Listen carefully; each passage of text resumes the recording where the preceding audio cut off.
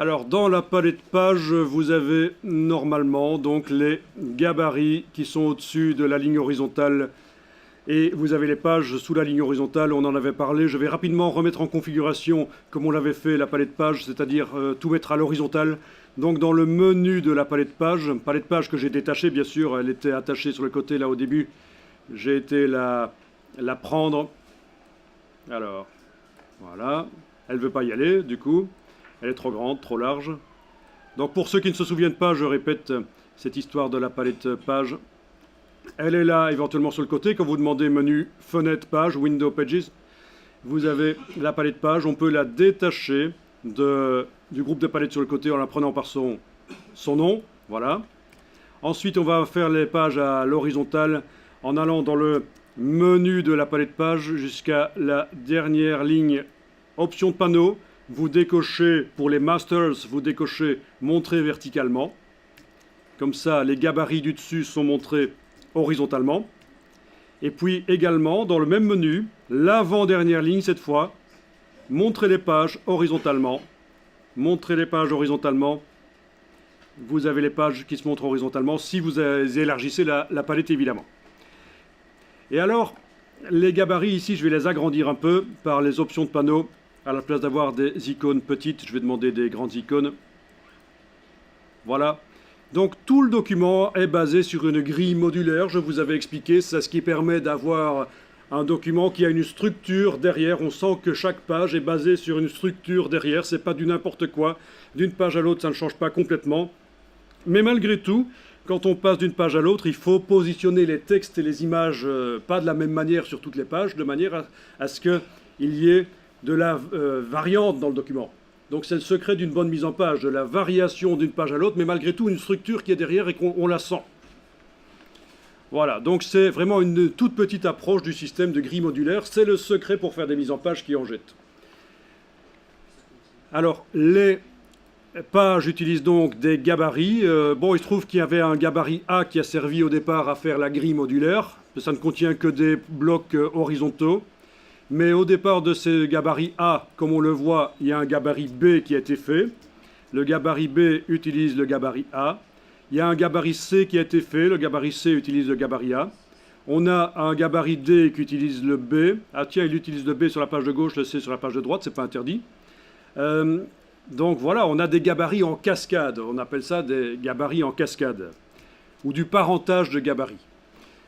Alors, ce qui est intéressant, c'est que les éléments dans les gabarits, là je double-clique sur le gabarit, B par exemple, vous pouvez le faire aussi si vous voulez.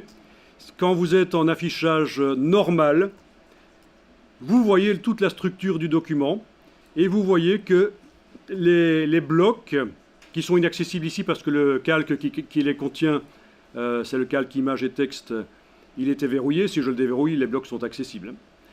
Les blocs sont collés à des guides et collés aux marges. On a des marges sur les pages de 12,7 mm, un demi-pouce, quoique la marge intérieure ici, qui est près de la reliure, a été faite à 20 mm, parce que pour la lecture, c'est mieux si le texte ne s'approche pas trop près de la reliure. En tout cas, voilà, les blocs collent aux marges. Et ça, c'est génial. Ça va vous permettre d'enclencher la mise en page, la modification automatique de mise en page. En modifiant la valeur des marges, les blocs vont se redimensionner dans les gabarits. Et les pages qui utilisent ces gabarits, leurs blocs vont également se redimensionner. Vous allez pouvoir influencer la mise en page. Par exemple, quand je regarde ma mise en page ici, si je vais voir ma mise en page, ici, page 14, qu'est-ce qu'on a comme page 6, voilà. Ok, la mise en page, elle est pas mal, mais je trouve que c'est un peu trop près du bord. Tout est un peu trop près du bord. Imaginez, vous avez fait une mise en page et le client vous dit « Ouais, c'est pas mal, mais ça aurait été mieux s'il y avait eu plus de marge entre le bord de la page et les éléments. » Ben, vous allez en quelques secondes pouvoir modifier ça. Petite parenthèse ici. Plus vous mettez d'espace blanc dans vos mises en page, plus le document a l'air luxueux. Plus vous remplissez complètement avec des images du texte partout, plus ça a l'air bas de gamme. Les deux sont bons. Vous voulez vendre des produits et vous prétendez être le moins cher du marché, vous allez faire un catalogue où c'est vraiment, et vous les trouvez dans vos boîtes aux lettres, ces catalogues, où tout est serré les uns. Il n'y a pas un centimètre carré sans du texte ou une image. Et les images sont petites. Là, les gens qui reçoivent ça se disent, oui, il dit qu'il n'est pas cher, et en effet, son document, il n'a vraiment pas utilisé beaucoup de papier. C'est bête, mais c'est ça la réflexion chez les gens. Moi, j'ai été photograveur dans les années 90, ça veut dire je traitais les images pour les publicités, les affiches, les catalogues, etc. Je vous garantis qu'il y a des choses bizarres. Quand on veut vendre des produits en disant que c'est pas cher, d'habitude, on vient chez le photograveur en disant améliore-moi l'image, mais dans ce cas-là, c'est rends-moi l'image de mauvaise qualité, avec un script.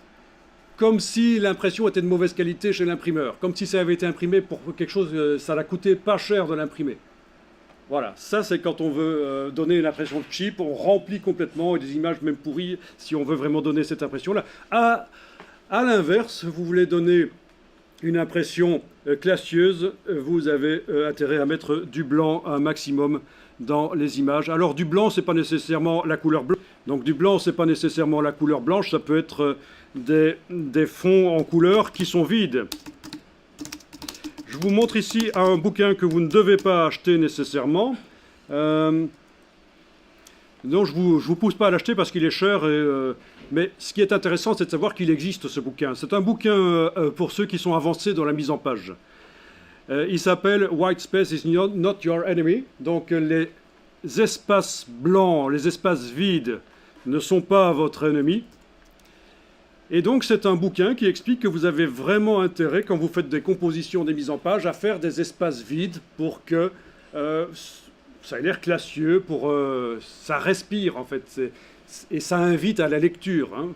Vous savez très bien que, par exemple, un syllabus d'un prof où tout est rempli, ça n'invite pas à la lecture. Si c'est un peu plus espacé, si c'est un peu mieux mis en page, ça peut être chouette. Bon, voilà, le bouquin coûte quand même 32 €, donc je ne vous le montre pas pour vous inciter à l'acheter, je le répète, c'est juste pour vous dire que c'est tellement vrai que les espaces blancs sont importants dans les affiches, dans les mises en page, qu'il y a même un bouquin qui existe à ce propos.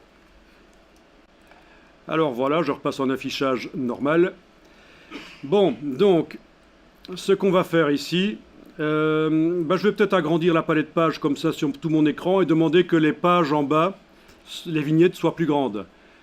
Donc menu de la palette page, je vais aller jusque les options de panneau et je vais demander que les pages soient plus grandes. Tout à l'heure j'avais demandé que les gabarits soient plus grands, ça se voit, ils sont plus grands que les pages. Mais maintenant c'est les pages que je demande plus grandes. Voilà, donc je vois les pages plus grandes, j'ai une vue d'ensemble sur mon document, avec ma palette page bien agrandie comme ça. Et je vais aller modifier les valeurs de marge dans le gabarit A. Alors on y va, vous faites clic, majuscule clic pour activer les deux pages du gabarit A, qui est à la base de tout, je vous rappelle. Hein. C'est d'ailleurs là-dedans que la numérotation automatique a été mise. La numérotation, les petites numérotations automatiques sont dans le gabarit A et elles sont reportées sur tous les gabarits enfants. Donc si je veux modifier l'aspect de la numérotation dans ce document, ce que je vous conseille vraiment pour le travail que vous allez devoir rendre, modifier quand même l'aspect de la numérotation, faites-le dans le gabarit A, comme ça toutes les pages reçoivent votre numérotation modifiée. Je veux dire l'aspect, pour l'instant c'est des chiffres blancs dans un rond, dans un cercle rangé, mais voilà, vous pouvez changer la forme, changer ça. Vous pouvez mettre à gauche les numéros sur les pages de gauche et à droite les numéros sur les pages de droite. Ça se fait aussi, hein, les numéros qui sont portés aux extrêmes de la double page, plutôt que d'être centrés sur la page. Enfin, je vous laisse libre pour ça. En tout cas, voilà, vous avez votre palette page avec une vue d'ensemble sur les pages. On voit que les éléments sont quand même fort proches du bord des pages. C'est une marge de 12,7 mm. Vous avez activé les deux pages de gabarit par clic majuscule clic. Vous allez maintenant dans le menu Layout. En français, ce sera le menu page, le menu layout, et vous allez chercher la fonction marge et colonne. Alors, avant de faire quoi que ce soit dans cette boîte marge et colonne, avant d'aller modifier les choses ici, vous devez absolument enclencher ceci. Autoriser le redimensionnement, un truc comme ça dans la version française. Autoriser le redimensionnement. Et ça veut dire que quand vous modifiez les marges, les éléments vont se redimensionner en fonction de ça. Bon, ben essayons. Vous avez ici la chaîne qui est cassée, hein. Je vais peut-être décocher Preview parce que mon ordinateur est un peu lent. J'irai enclencher Preview une fois que j'aurai modifié les valeurs ici. Donc vous avez tous enclenché l'autorisation de redimensionnement.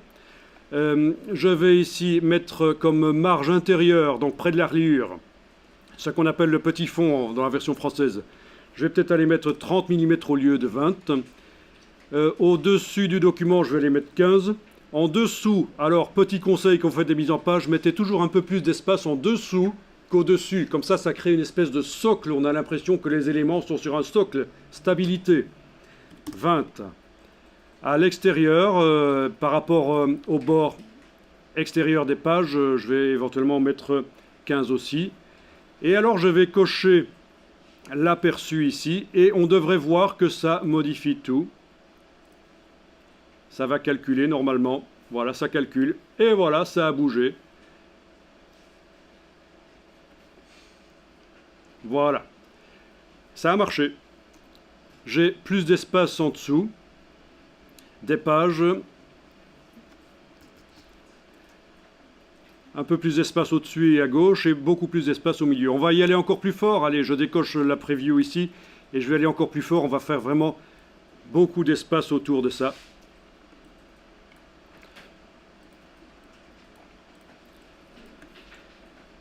Alors, pour le dessus, je vais mettre 20. Pour le dessous, je vais mettre 30. Pour le côté, je vais mettre 25. Pour la marge intérieure, près de la reliure, 35. OK. Et oui, j'ai fait OK au lieu de faire preview, mais c'est pas grave, ça revient au même. Ça va calculer. Et voilà. Vous avez des mises en page avec plus d'espace. Donc voilà. Alors il y a peut-être des choses qui ne se sont pas mises comme il faut. C'est possible. Voilà, déjà ici, je vois que peut-être les espacements entre les images, il faudra que j'aille régler ça. Il y a peut-être certaines choses qui doivent être réglées, mais globalement, la mise en page est restée correcte. Vous avez constaté, ça va? Vous pouvez aller voir sur les pages. La mise en page reste correcte. Je vais rétrécir ma palette de pages ici.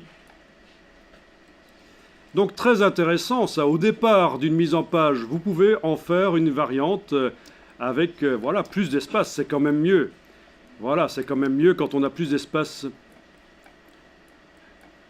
Alors bien sûr, du coup il y a du texte qui va disparaître, il faut peut-être aller retravailler les styles de paragraphes pour faire le texte plus petit ou supprimer du texte.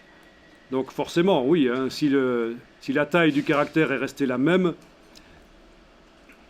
ça va poser problème. Je vais redimensionner ici l'image de ma bestiole, je la sélectionne. Et pour redimensionner l'image et son contenu, ce n'est pas la flèche noire que j'utilise, bien sûr.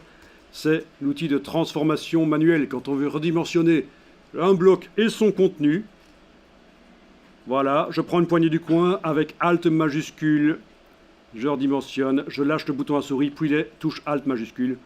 Voilà, au passage, petit rappel là pour redimensionner un bloc et son contenu, outil de transformation manuelle et non pas la flèche noire parce que la flèche noire ça recadre. Voilà, donc il y a des ajustements à faire, on est d'accord. Il y a des ajustements à faire. Peut-être que voilà, peut-être qu'il y avait des images qui ne collaient pas bien au repère. Voilà, il faut aller refaire des choses. Vous avez les repères commentés qui vont vous aider à repositionner, vous voyez, ces petites flèches qui apparaissent sur le côté quand je positionne les éléments, qui m'indiquent que là, vous voyez la petite flèche verte là, qui apparaît là, voilà, elle était là, qui m'indique que j'ai le même espace que là. Enfin voilà. Bon, c'est le B à bas, hein, je veux dire, on peut faire plus complexe comme possibilité de redimensionnement. Je vais enregistrer le document. Allez-y.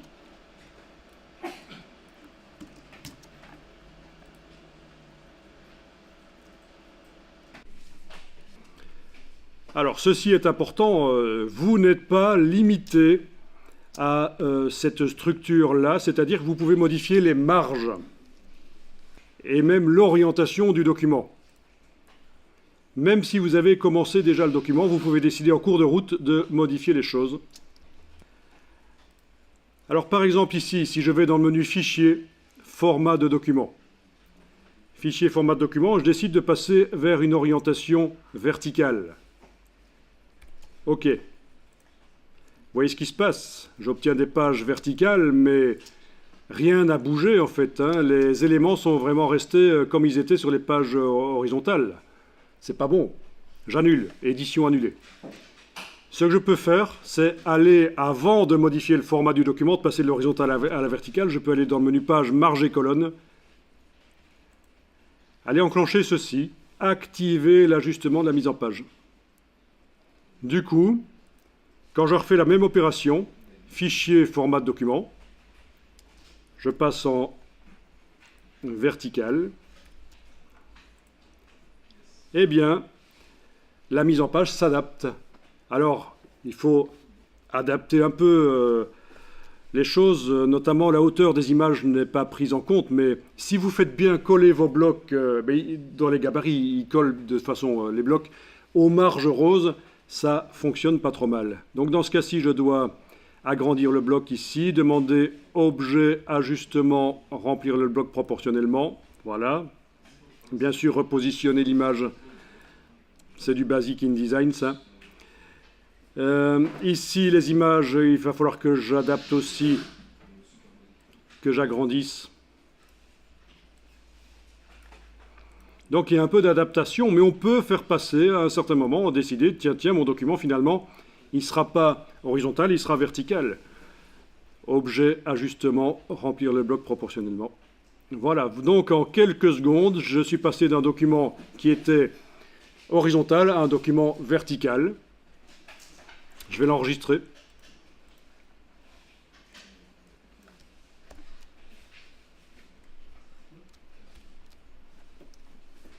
Alors autre chose, dans la palette page,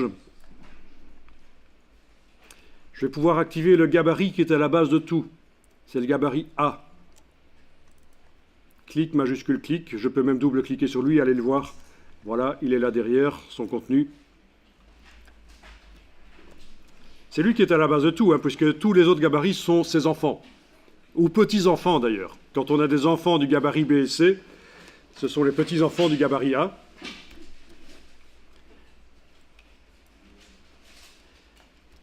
Dans la palette page, je peux demander d'afficher les pages horizontalement, comme ça je les vois horizontalement ici. Voilà, je peux demander, toujours dans le menu de la palette page, dans les options de panneau, de voir les pages en plus grand.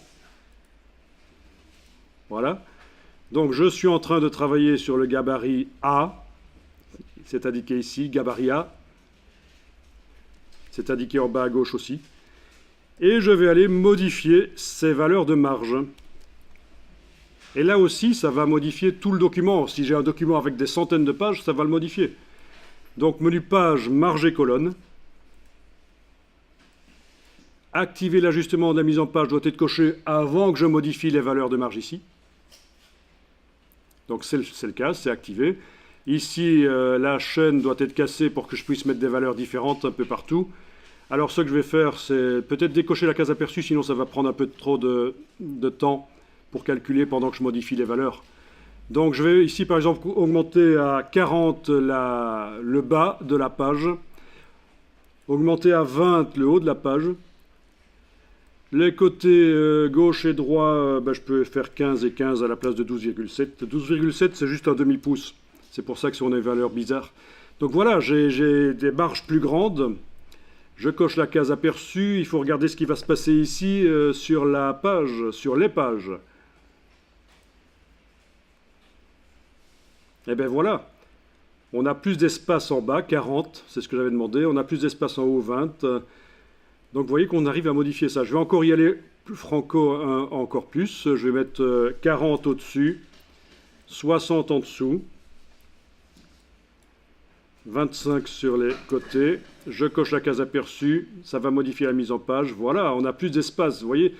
Donc vous arrivez à faire deux choses avec cette fonction activer l'ajustement de la mise en page, vous arrivez à transformer un document horizontal vers vertical ou inversement. Ça peut être pratique quand vous avez un flyer et une affiche à faire, on peut démarrer du même document. Vous arrivez aussi à modifier les valeurs de marge sur tout le document. Si vous le modifiez dans le gabarit qui est le parent de tout, ça va modifier sur tous les gabarits et forcément sur toutes les pages qui utilisent ces gabarits. Ça, c'est quand même pratique. Je vais double-cliquer sur la page 2 et 3, allez voir à quoi ça ressemble maintenant. Voilà, ça ressemble à ça. Bon, alors, il y a peut-être des choses à ajuster, bien sûr. Hein. Il y a des choses à ajuster. Oui, ça, c'est bon, c'est juste l'image qui est redescendue trop bas. Je vais la remonter là. Voilà. La taille du texte ici, je vais devoir aller la modifier, puisque forcément, le bloc s'est rétréci. Quand on a augmenté la valeur de marge, le bloc s'est rétréci, et donc le titre a moins de place.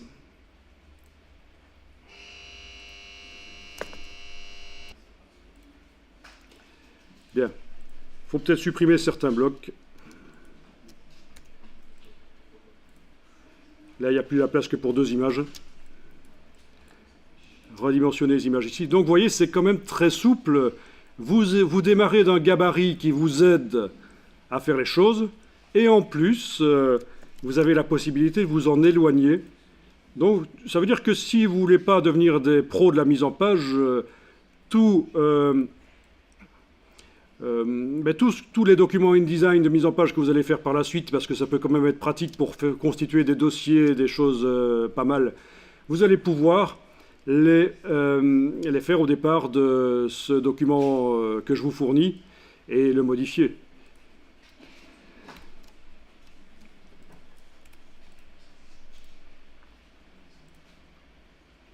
C'est assez puissant en fait. Hein.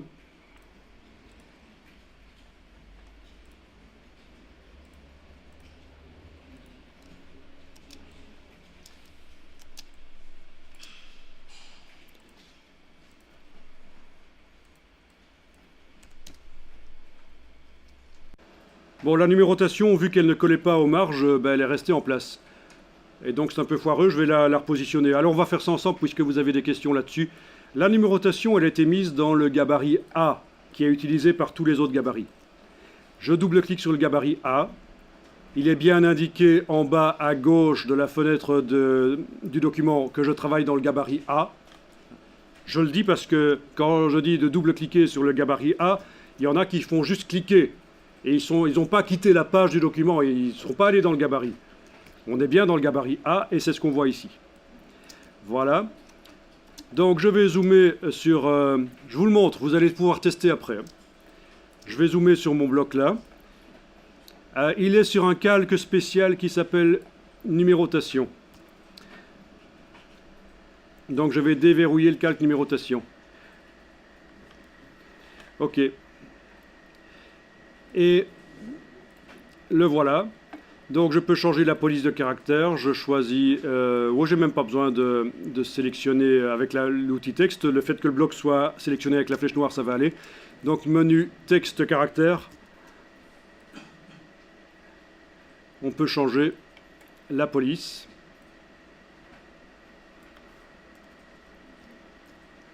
Ok, bon, essayons ce truc moche. La dimension. Voilà. Le bloc, je peux changer sa forme, la convertir. Menu objet, convertir la forme. Et je peux la faire en rectangle. Voilà. Je peux lui faire des coins arrondis si je veux. Menu objet, coin arrondi. Il faut demander des coins arrondis ici. Voilà. Bon, c'est un peu fort, ça redevient un cercle. Voilà, un rectangle à coin arrondi. Voilà, c'est moche, mais pourquoi pas. Voilà. D'accord. On peut aussi rendre le rectangle transparent, sans fond, sans couleur de orange, et comme ça, on aura juste un numéro, et on peut lui mettre la couleur noire, évidemment. Il ne faut pas qu'il reste en blanc dans ce cas-là. Donc, on peut faire ce qu'on veut, quoi. C'est comme un bloc texte, quoi. Ici, je vais faire ceci. Je vais le déplacer vers la gauche, là, par exemple. Attention, parce que j'en ai un autre qui est sur la page de droite. Je le supprime. Je vais aller dupliquer celui-là en le déplaçant. Avec la touche Alt, je le déplace, voilà. Et aller le mettre à peu près au même endroit de l'autre côté, en symétrie. Les numéros, on peut les mettre où on veut, au-dessus, si on veut, dans des mises en page un peu créatives. on peut mettre les numéros pas nécessairement vers le bas de la page. Donc résultat, ici, si je vais sur les différentes pages, j'ai les numéros qui sont positionnés comme il faut. Voilà, en vis-à-vis.